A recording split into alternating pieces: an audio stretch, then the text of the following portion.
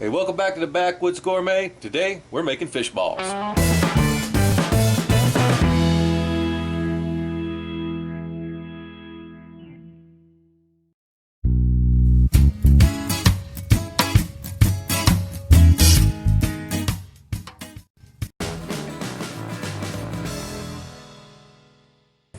Alright folks, here are the invitees to today's meal. We have two nice speckled sea trout, a small whiting, small mangrove snapper. We just caught these yesterday. They've been on ice all night, and we're going to do these a little different than a normal fillet. We're going to cut the sides off of them, but leave the scales, leave the skin. So basically you're going to fillet them like you would any other fish. We're just going to not do that last step, taking the skin and scales off. We're also going to leave the rib cage right in there. Little mangrove, he's kind of a tough, but very delicious. Really good meaty fish whiting, and one of the few fish in Florida there's not any regulations on, so you can keep these. And we have a treat right here. And most of these whiting in summertime here in Florida are going to have the females. They're all going to have this rub. And you don't want to throw that away, for sure. So we just want to carefully try to get it out there without busting the sacks open. That's a treat right there. And you can see here we have our fillets are prepared. This is going to be a great dish to make when you didn't get a lot of fish. You know, we don't have enough to make a real big meal. We leave skin and scales on all these. We're going to only use one of these trout. We're going to do a small batch today. And then we have our 2 sacks of roe. Actually, one of our trout had roe too, so we're going to keep those. Delicious. Don't throw those away.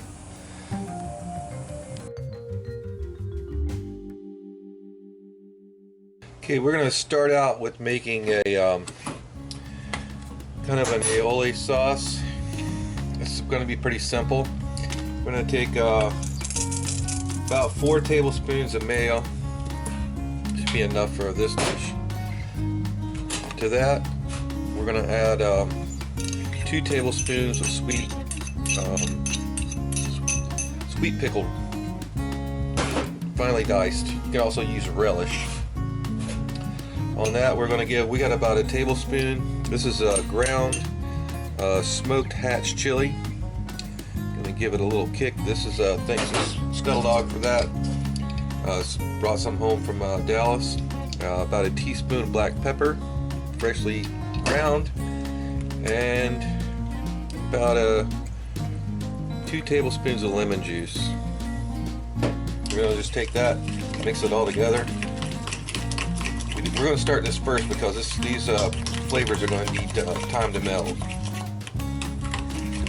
So just mix that all together. That's what it's going to kind of look like. This is going to be sauce for our fish balls. So don't even try to taste this yet. I'm going to cover that, put it in the refrigerator, let it melt for a little while, and then we can maybe adjust it with a little salt if we need to. Alright, we got our charcoal going. Today we're going to do this dish almost entirely on the Dutch ovens. So you guys have been really liking my Dutch oven videos, so we're going to keep it up here, and we're going to use Dutch ovens and cast iron cookware on the coals and do it old school for you.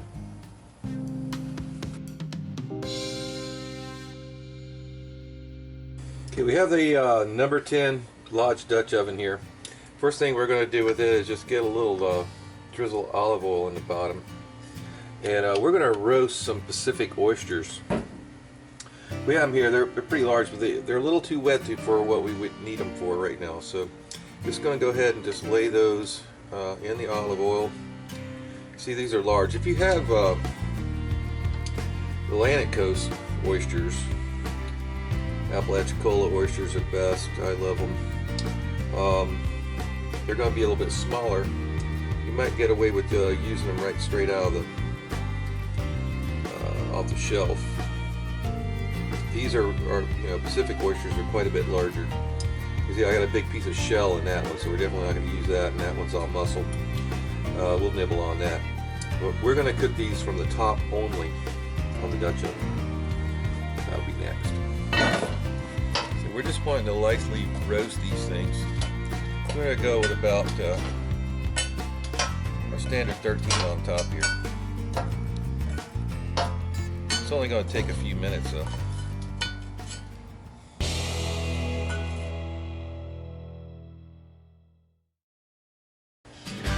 We have our fish fillets here. These still have the skin and the scales.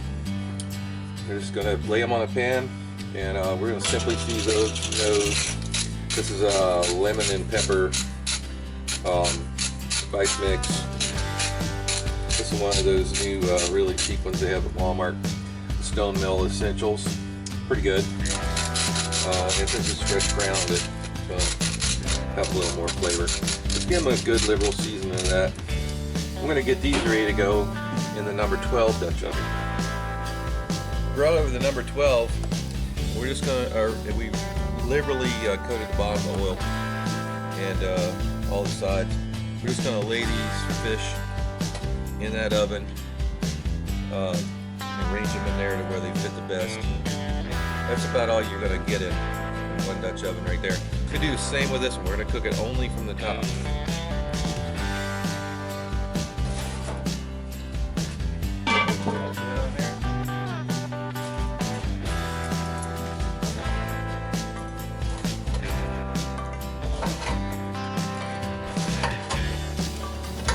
Wow, really hot day.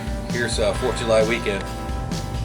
Don't know if I'm going to be able to make it without jumping in that pool. Especially standing here by these hot pots. So, we'll see how long I can last.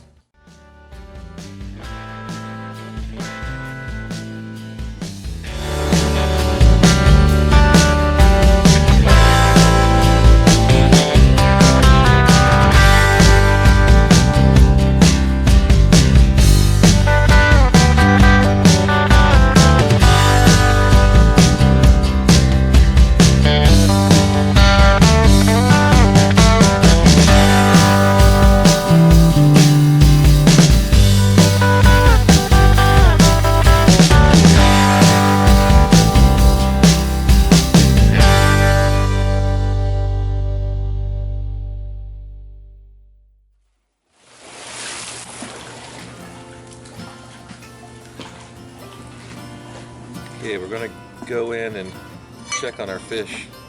It's been a couple minutes since we checked it. It doesn't take long, however. So, see they're bubbling here at the bottom. We just want to see if it'll flake, and it does. We're going to grab our pan back here. And we're going to go ahead and gently lift these out of here. Remember the scales and skin are still on them. If you didn't leave that on there, you wouldn't be able to get them out of there this easily. Especially when they're not, when they're cooked this gently. But this would be an awesome way to cook fish just if you want to eat it that way. Now this is a little bigger trout fillet, a little thicker. So I'm going to leave him in a couple more minutes. It's been an additional 2 minutes. I'm going to go ahead and take that trout fillet out. It's cooked through. You see it bubbling there. I actually just picked a jalapeno from the garden. I want that to soften a little bit, take a little heat out of it. We'll leave him in there for a few minutes.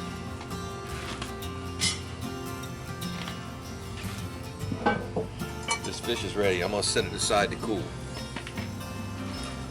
Okay, I'm pretty sure these oysters are going to be ready. Let's go and take a peek at them. They look pretty good.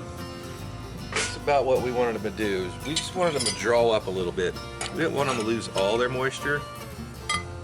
We just wanted to help them intensify their flavor. Let go some of that weight, water weight they had, and make them a little more compact. But we definitely don't want to dry them out. So gently, we're almost like very, very gently cook them there, just from the heat, just from the top. So those are delicious right now. I could eat every one of those, but these are going to be an ingredient of our fish balls.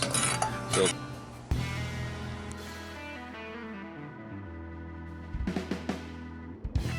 wanted to show you how easy these rib bones are to get out of here once this fish is tender and flaky. You can basically feel them with your fingers. We got the pin bone there and the rib bone there. So we just got a bowl that we stick those in. And you just feel for them. Grab them by the end. Sometimes they're kind of slippery. We're going to carefully go through here and get every one of these guys out, the rib bones anyway. And I'll show you how to go after those pin bones. So we're not interested in keeping this in one piece, so if you just put your finger under there, that fillet will open up just perfectly for you. And all those pin bones, they live right in this area right here. So you can go through there and feel them with your fingers. And in this case, that's the entire rib cage, and there are no pin bones in it. Okay, you can squeeze it, feel it between your fingers. You know, it's just barely done. Most of the pin bones will come out with the rib bones. So we'll just keep checking it. Since we didn't see any on that side, we'll keep feeling on this side, but I don't feel any. So most of them came out with the rib bones. So the other thing I want to show you is how easy it is to separate. As we left the skin and the scales on this fish, we can basically lift that meat away right from that skin and scales. You have to be careful because the skin is also very, very tender, and you don't want to rip it. Just pinch it right there at that rib bone, pin bone junction. You can see how I have the pin bone and the rib bones in one.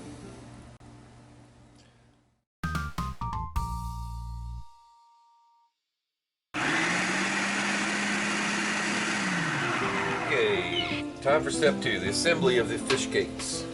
This while we have about it's about a cup and a half, 2 cups of fresh breadcrumbs. We just made these in food processor. Next thing's going in. This is our fish. This has been we've seen us doing this earlier. Been in the fridge, chilling out. Gonna go ahead and put our fish in. Then we'll start putting in the rest of our major ingredients. Onions. About half as much fish as you have for onions.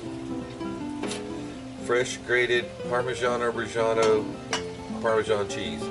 Do not use that crap out of the little shaker thingy. It sucks. If you're not going to use Parmigiano Reggiano, leave it out. 1 clove of garlic going in. That 1 ripe jalapeno pepper that you see us roast off at the end down the Dutch oven. Diced going in. 1 tablespoon fresh basil from the garden going in. And 1 beaten egg going in. Alright, now we're just going to lightly fold all this together. And it's going to look kind of dry to start with, but don't worry about that, because as that fish warms up, breaks apart, the moisture is going to come out of that and soak those breadcrumbs. So right now it should look kind of drier than you think it should.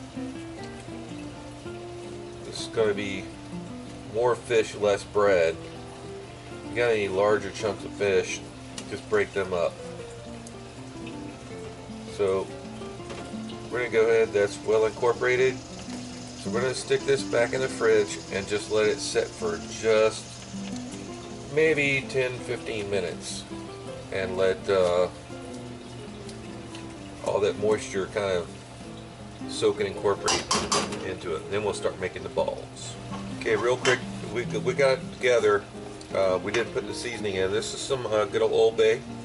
I'm going to give it a sprinkle of Old Bay.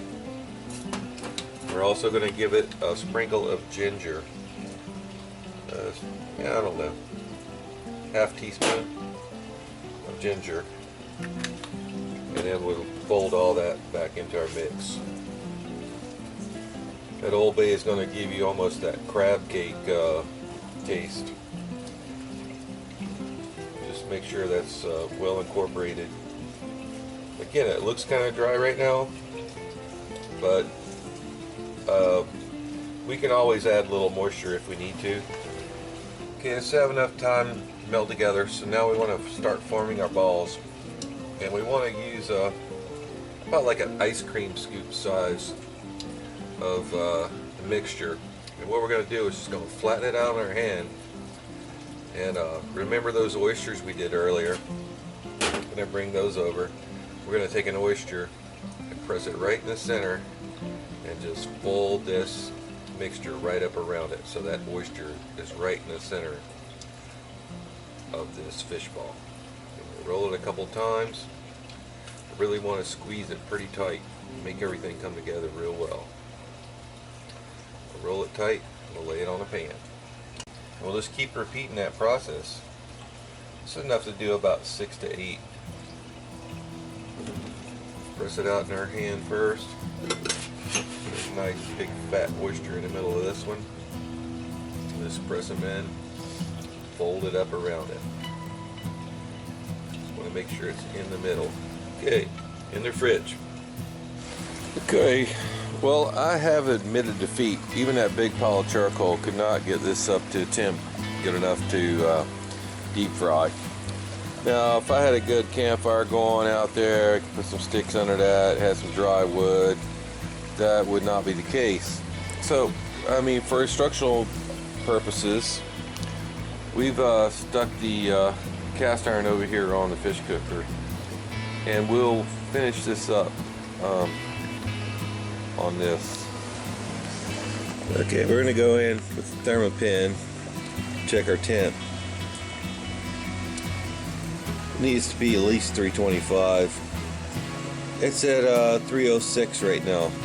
So give it another couple minutes and then we'll put these fries back on and then we'll finish these guys. Okay, time for final prep of the fish balls. And they've been hanging out in the fridge there for a while. So we're going to give them one final roll, make sure they're nice and round. We're going to roll it between our hands. And this is 1 egg and 2 tablespoons of mayonnaise whipped together. Then we're going to roll them gently in panko breadcrumbs. These are fully coated. They're nice and round. Just roll them around in there and they'll keep it nice and round. We'll put it back on the pan. We'll continue this with each one of these guys. They get a little flat when they sit there, so you might want to roll them around. We want them to be very, very round. Do another one there. We're going to just roll it around. Roll it around the pan. Make sure it's nice and round. This one got a little oblong for some reason. Squeeze them. Give another roll. Put it back on the pan. So we're going to repeat this for the other 4. And we'll get ready for the fryer. Yeah, you can see I kind of made a little bit of mess on the table, but they're nice and round. And the way I got them nice and round, put them in the bowl and just run them around the rim like that.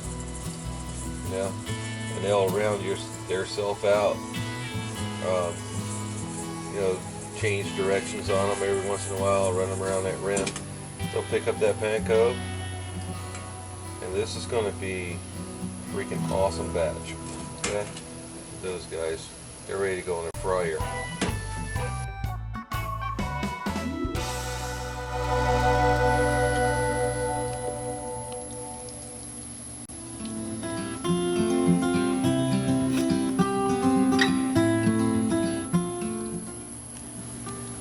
Okay, that oil's at about 310.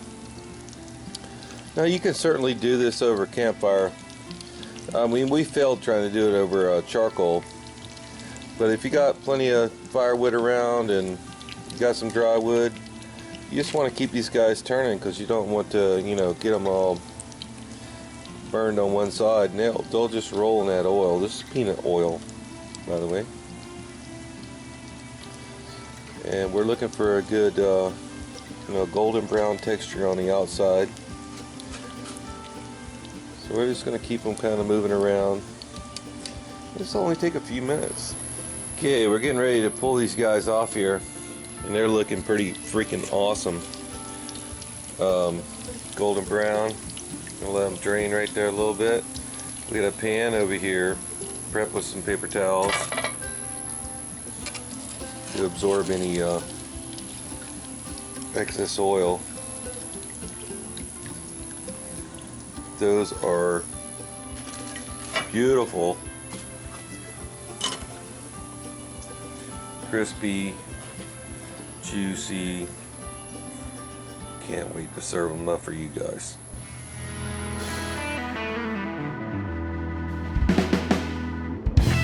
Okay folks, here's the plate up. Here's our fish balls. We're going to put 2 of those nicely on the plate. We've done enough for 3 people here. And then right here we have our aioli that we made way back in the first thing in the video here. I'm going to stir that up a little bit, and we're just going to put a nice little dipping sauce on the side. Okay, for sides we made sweet potato fries fresh with real sweet potatoes. These are not from the store, so we're going to have some sweet potato fries there. And then we have over here for our greens, we have a mixture of Swiss chard and Chinese cabbage for our green.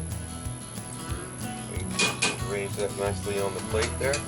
And then for garnish, we just have some bacon bits we use to season the oil for the Swiss chard.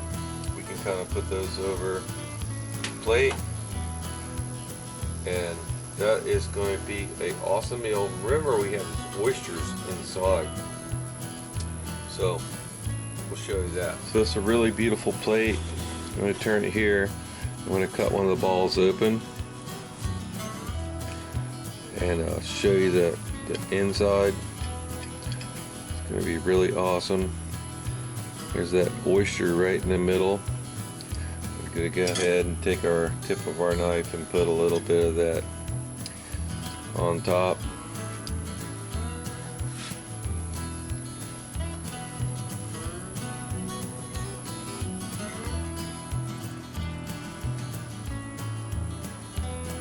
Hey, thanks for watching the Backwoods Gourmet. Please subscribe, share, and comment. We'll see you next time.